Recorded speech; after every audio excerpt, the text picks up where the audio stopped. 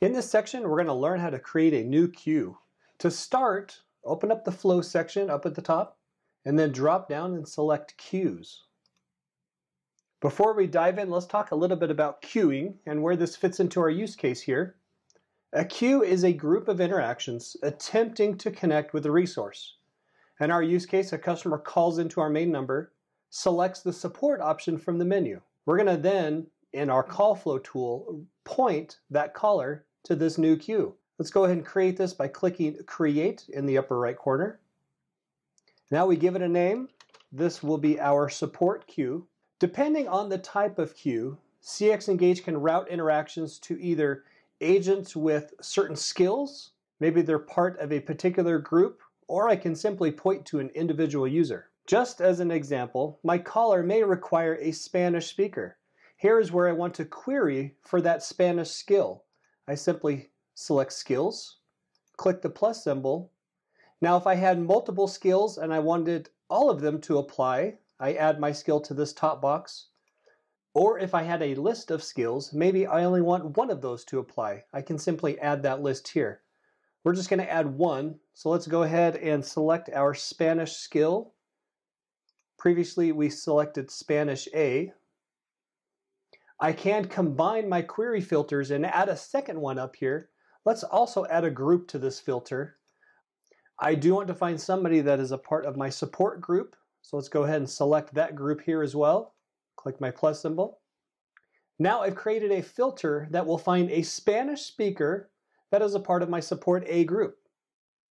Another important section here in a queue is an escalation query. I can replace my initial query with something else, possibly something less restrictive.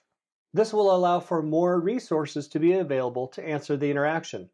For example, let's say I have a service level to meet and I don't want to wait to find the best agent that has a skill of Spanish and in the support group A. I simply add the number of seconds I'm willing to wait. Let's just say 60 seconds.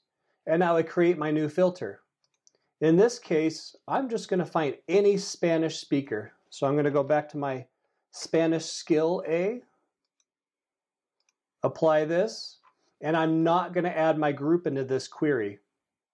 I can continue to build out as many escalation queries as needed. Priority is another important section within queues. This allows me to control the priority of these interactions over those of another queue. A good use case might be my gold support customers getting their calls prioritized over standard support customers. For the purpose of this exercise, let's just keep it simple.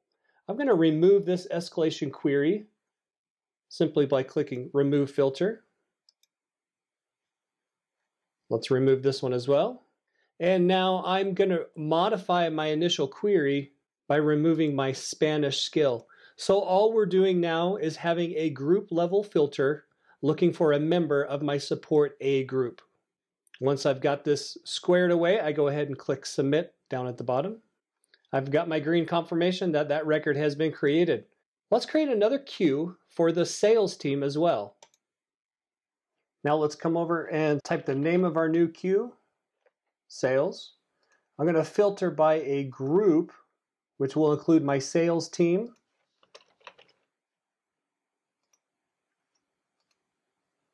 Now once I'm done, my query is ready. I'm going to go ahead and click Submit down at the bottom. And now my record's been updated. Very good. We're done with this exercise. We've learned a little bit about queues and how to create a query to find the right agent at the right time. Now that we have our support and sales queues created, feel free to continue building out our solution by jumping to the next section.